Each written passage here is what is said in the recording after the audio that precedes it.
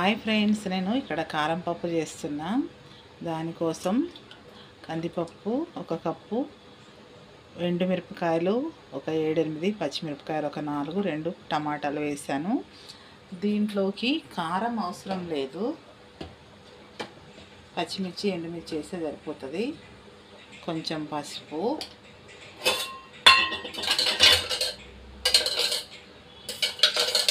తర్వాత కొంచెం నూనె వేసుకోవాలి పొంగకుండా. ఇప్పుడు కుక్కర్ మూత పెట్టేసుకుందాము. పెట్టేసుకొని ఒక 4 విజిల్స్ వచ్చే వరకు ఉడికించుకోవాలి.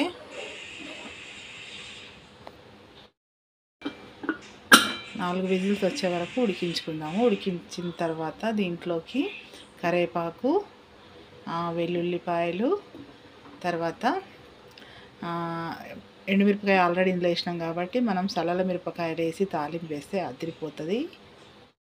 ఉప్పు అయితే 4 విజిల్స్ వచ్చింది. స్టవ్ ఆఫ్ చేసిన. ఈలోపు తాలింపు పెట్టుకుందాము. పొయ్యి మీద పెట్టుకొని 1 స్పూన్ వరకు ఆయిల్ వేసుకుందాము. ఆయిల్ వేడెక్కినాక కొంచెం జీలకర్ర, కొన్ని వెల్లుల్లి,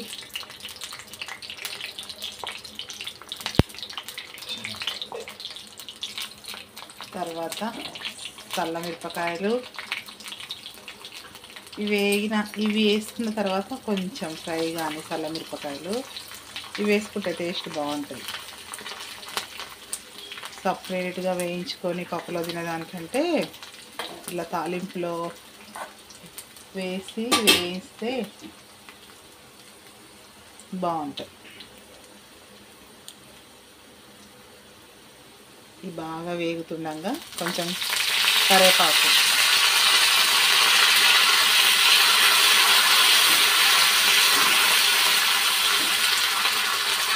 కొంచెం ఫ్రై చేసుకోవాలి. బాగా తాలింపు బాగా వేగింది కదా, దీన్ని పక్కన పెడదాము. ఇప్పుడు పప్పు కూడా ఒకసారి విజిల్ పోయింది చూసుకుందాము.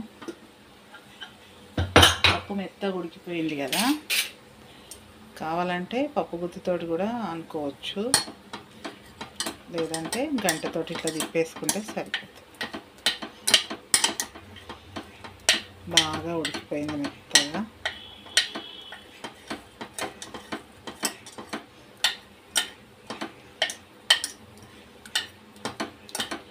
ఇదంతా ఇట్లా గంటతోటి అంటే పండు మిర్చిలో ఉన్న టేస్టు, టమాటాలో ఉన్నదంతా బయటికి వచ్చి పప్పులో కలిసి టేస్ట్ బాగా వస్తుంది పప్పుకు.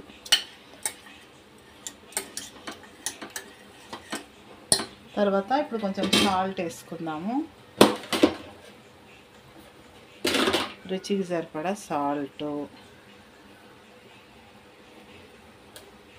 తర్వాత ఈ తాలింపు ఇందులో వేసుకుందాం.